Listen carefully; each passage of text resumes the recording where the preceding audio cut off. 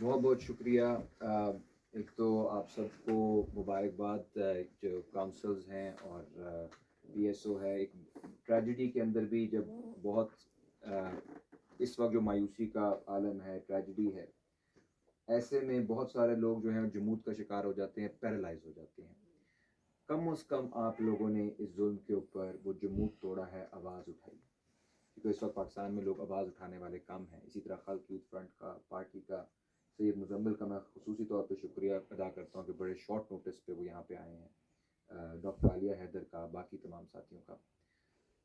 میں 2-3 ہی باتیں آپ لوگوں سے کرنا چاہوں گا, کیونکہ یہ سارا پچھلا جو ہفتہ 10 دن تھے, ہم نے اس میں بڑے قریب سے دیکھا مزمل کے ذریعے کہ کیا کیا ہو رہا تھا صحت کان کے معاملے.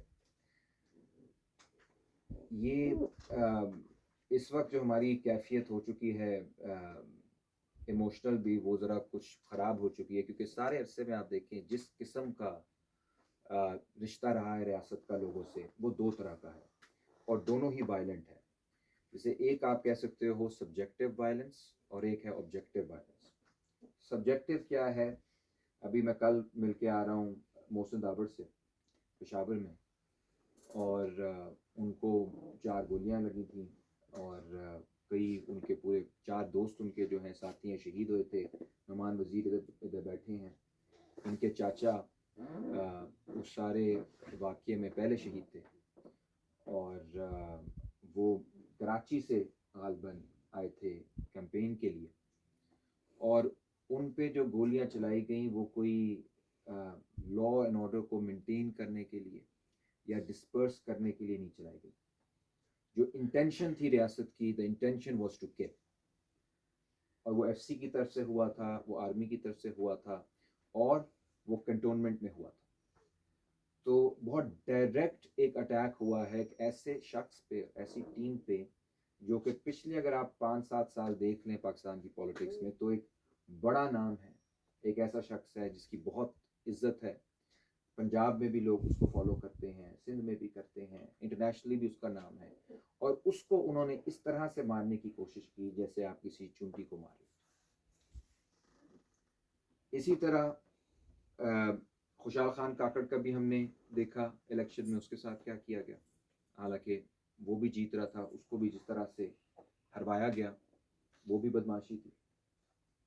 کل قائد اعظم یونیورسٹی میں جو ہم نے قصے سنے اسٹوڈنٹ سے, وہ کوئی نئے نہیں ہیں, ہم بہت عرصے سے سن رہے ہیں. بلوچستان میں خصوصی طور پہ لوگوں کو اٹھا دینا, اس کے بعد ٹارچر کرنا, اس کے بعد جو ان کے لیے مائیں بہنیں نکلتی ہیں ان کے اوپر الزام لگانا کہ یہ پیسے کے لیے نکل رہی ہیں, کوئی بیرونی ایجنڈے پہ نکل رہی ہیں, ان کا مقصد کچھ ایسا ہے پاکستان کو کمزور کرنا ہے. جبکہ یہ وہ مائیں بہنیں ہیں کہ ان سے اگر ہم پوری زندگی بھی ریاست پاکستان معافی مانگتے رہے تو وہ کم ہو. یہ سارا سبجیکٹو وائلنس ہے, یعنی ریاست جو ہے وہ پلان جب بھی کرتا ہے, پلاننگ اس کی یہ ہے کہ کس طرح سے لوگ کو دبایا جا سکے, تشدد کیا جا سکے, اور ان کی سینس آف ورتھ ختم کی جا سکے. محسن ظاہر کل وہ بہادر آدمی ہیں, لیکن اتنے بڑے واقعے کے بعد بڑی عام بات ہے کہ لوگ ڈپریشن میں بھی جائیں, پریشان بھی ہوں, بکھر بھی جائیں. یہ چیزیں تنظیموں کے اندر ہوتی ہیں, اور ہم ان کے ساتھ کر رہے ہیں یہ کچھ جو ہمارے بہترین لوگ ہیں, جو وہ لوگ ہیں جو لوگوں کی نمائندگی کرتے ہیں. دوسرا جو یہ وائلنس ہے جو ابھی ہم دیکھ رہے ہیں, صحت خان جس کا شکار ہوا ہے, وہ ہے آبجیکٹو وائلنس. ایک وہ وائلنس ہے جس میں پلاننگ کر کے مارا جاتا ہے, ایک وہ وائلنس ہے جو اس وجہ سے ہوتا ہے جس میں کوئی پلاننگ کی ہی نہیں گئی ہوتی. اس کا پرابلم یہ ہوتا ہے کہ لوگوں کے لیے کوئی پلاننگ نہیں کی گئی ہوتی, یعنی you abandon your own people. ان کی صحت, ان کی تعلیم, ان کے لیے پانی, ان کے لیے روزگار, اس کا آپ سوچیں نا, آپ ابینڈن کر دو. یہ آبجیکٹو کنڈیشنز, معروضی حالات آپ ایسا پیدا کر دو جس میں زندگی اور موت کے درمیان جو فاصلہ ہے بہت کم ہو جائے. ہم جو کیمپین اپنی کرتے رہے ہیں چنگی امر صدو میں, کوٹ لکھپت میں, اس میں بہت بڑا ایشو ہم نے پانی کا اٹھایا تھا. اور پانی جو ہے وہ اتنا بڑا ایشو ہے, پانی کوئی ریاست نے بنانا, پیدا نہیں کرنا ہوتا, یہ تو اللہ تعالیٰ نے دیا تھا, اس کو صرف مینٹین کرنا ریاست کا کام ہوتا ہے. لیکن پاکستان کے اندر 40% اموات, 40% اموات پانی کی وجہ سے ہوتی ہے. تو یہ WHO کا ایک اسٹیٹسٹک ورلڈ ہیلتھ آرگنائزیشن. اس کا کیا مطلب ہے؟ اس کا مطلب ہے کہ انہوں نے آبجیکٹو حالات ایسے پیدا کر دیے ہیں حکمران طبقات نے، ریاست نے، جس کے اندر ڈیتھ بیکمز اے نارم. یہ کوئی ایسی چیز نہیں ہے جو بالکل ایسی ہوئی ہے جو ہم ایکسپیکٹ نہیں کر رہے تھے. بچے مر جاتے ہیں، آپ ہسپتالوں میں چلے جائیں، چلڈرنس ہاسپٹل چلے جائیں، باقی جگہ چلے جائیں، ٹھیک ہے. بچوں کی حالت ہر عام ہے فیملی میں کہ 5 بچے پیدا ہوئے ہیں تو 1-2 تو ڈیفینیٹلی نیگلیکٹ کی وجہ سے مارے جائیں. اور تھرو آؤٹ پاکستان اور لاہور تو سب سے ترقی یافتہ ایریا ہے، وہاں پہ یہ ہو رہا ہے. تو آپ باقی اندازہ لگائیں. یہ جو نیگلیکٹ ہے اس کی بنیاد پہ آپ لوگوں نے آلریڈی کچھ روشنی ڈالی ہے کہ اس وجہ سے نہیں ہے کہ لوگ ان کے پاس پیسہ نہیں ہے، وسائل نہیں ہے. آپ لوگ کے نام پہ انہوں نے 12 ارب 16 ارب روپے پنجاب یونیورسٹی نے اپروو کروائے. وہ ان کے کوئی باپ کی جاگیر نہیں ہے یا ان کی پرفارمنس کی بنیاد پہ انہیں نہیں ملا، یا کوئی ایسے انٹرنیشنلی پنجاب یونیورسٹی جو ہے وہ کوئی بہت بڑی آرگنائزیشن نہیں بن گئی، انہوں نے نام پاکستان کا روشن نہیں کیا. وہ کوئی ٹاپ 50 یونیورسٹیز میں، دنیا کے چھوڑیں ایشیا کی بھی ٹاپ 500 یونیورسٹیز میں انہوں اپنا نام نہیں اب تک لا سکے. لیکن پیسہ کتنا مل رہا ہے؟ 16 ارب. وجہ کیا؟ کیونکہ آپ لوگ پڑھتے ہیں وہاں، آپ کے نام کو چند لوگ بیچ رہے ہیں. جیسے پورے ملک کے اندر جو حکمران طبقات ہیں وہ 24 کروڑ لوگوں کو ان کی بولی لگا رہے ہیں، کبھی IMF کو، کبھی کسی ملک کو، کبھی کسی ملک کو، جس کی بنیاد کے اوپر ان کے پیٹ جو ہیں وہ بڑھتے جائیں گے، ان کی زمینیں بڑھتی جائیں گی، ان کے پلاٹ بڑھتے جائیں گے.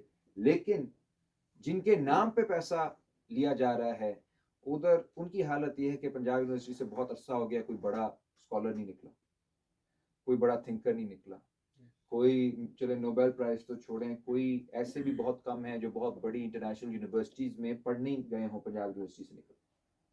چلو آپ تعلیم بھی نہیں دے سکے، آپ لوگوں کو نوکریاں نہیں دے سکے، آپ انہیں عزت نہیں دے سکے، صاف پانی بھی اگر آپ نہیں دے سکے تو پھر آپ کے لیے ڈوب مرنے کا مقام. اور یہ انتظامیہ کی اس وقت یہ حالت ہے کہ اگر آپ کے وہاں پہ if you have a silent killer on campus، یہ پانی، گندا پانی is a silent killer، آپ اس کو بھی اب تک نہیں کر سکے تو پھر آپ کو کٹہرے میں لانا چاہیے.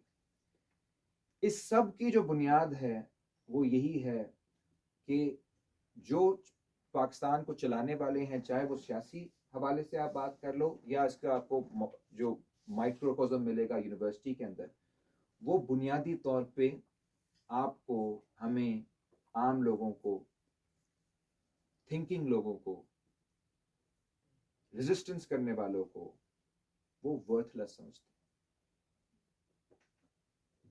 یہ بہت کلیئر ہے کہ اگر کرنل صاحب نے یہ بات کی کہ ان کا وہ جو سید خان کے جنازے کے وقت کے پہلے سے وہ بیمار تھا، اگر خدا نخواستہ ان کے اپنے کی فیملی میں ایسا ہوتا تو ایسی بات نہ کرتے. اور اگر کوئی کرنل صاحب کا کوئی سینئر ہوتا، بریگیڈیئر یا جنرل، اس کے بیٹے کے ساتھ کچھ ایسا ہوتا تو کرنل صاحب شاید جنازے پہ آنے کی جرت بھی نہ کرتے، شرمندگی کے مارے. ایک HSM کالج کا واقعہ ہے، اس نے نچایا ہے لوگوں کو. پورا پاکستان کا میڈیا، وہاں پہ 50 ماں باپ تھے گورنر ہاؤس کے سامنے، آپ نے شاید دیکھا، مظاہرہ کر رہے تھے. بہت بڑی ناانصافی ہوئی ہے، ٹھیک ہے. HSM کالج نے بھی بہت ناانصافیاں کی ہیں، ادھر بھی کسی کے ساتھ ہو گئی ناانصافی تو اس کے اوپر انہوں نے پورے پاکستان کے میڈیا کیپچر کیا. یونیورسٹی کا ایک بچہ جس کی سٹوری اتنی ایموشنل ہے کہ وہ پڑھ لکھ کے کہاں سے چل کے آتا ہے، وہ بھی آپ ہی کے ملک کا ہے، انسان ہے، نوجوان ہے، اس کے خواب ہیں، وہ آتا ہے ایک جگہ پہ پڑھنے کے لیے، اس کے پاپولر ہے، اس کے بارے میں اکثر جو عمومی طور پہ رائے ہے وہ یہی ہے، ہسمکھ تھا، دوستوں کا دوست تھا، انٹیلیجنٹ تھا، ایسٹ تھا. وہ مارا جاتا ہے آپ کی نیگلیجنس کی بنیاد پہ، which is a much bigger case of negligence as compared to what happened at HSM College. much bigger. HSM College میں چھوٹی سی کرپشن ہوئی ہے، یہاں پہ زندگی چلی گئی ہے ایک بچے کی، اور اس کے اوپر میڈیا کے اندر اس بات کو لانا ایک عذاب بنا.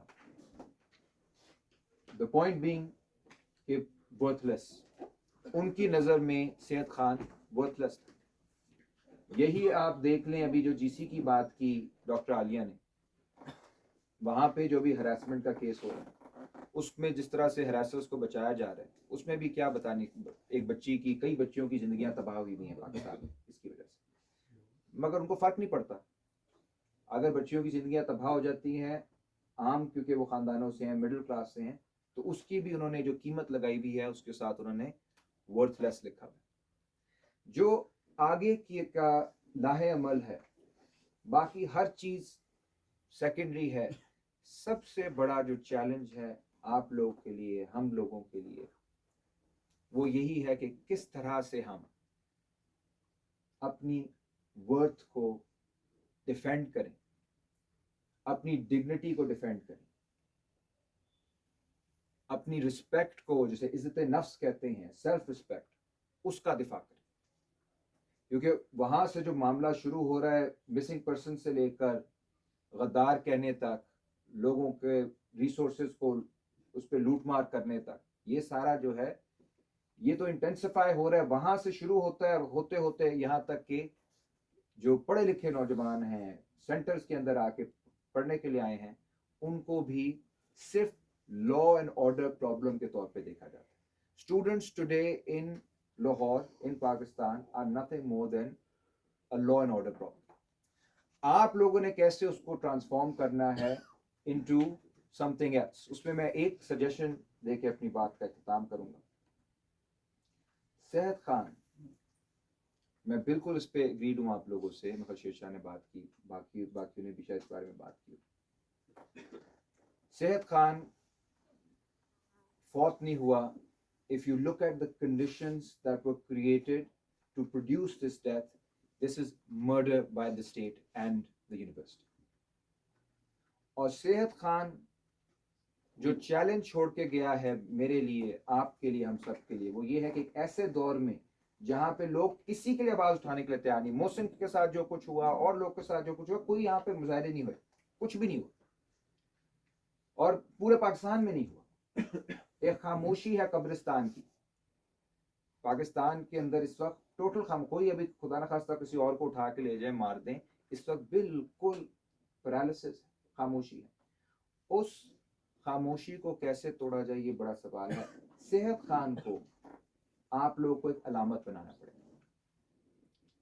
انسان سے ہٹ کے، دوست سے ہٹ کے، اپنے ایک ساتھی سے ہٹ کے ایک علامت بنانا پڑے گا کہ کس طرح نوجوان اس ملک میں اسٹرگل کر رہے ہیں اور کس طرح سے ہماری جو ریاست ہے انہیں فیل کر رہی ہے.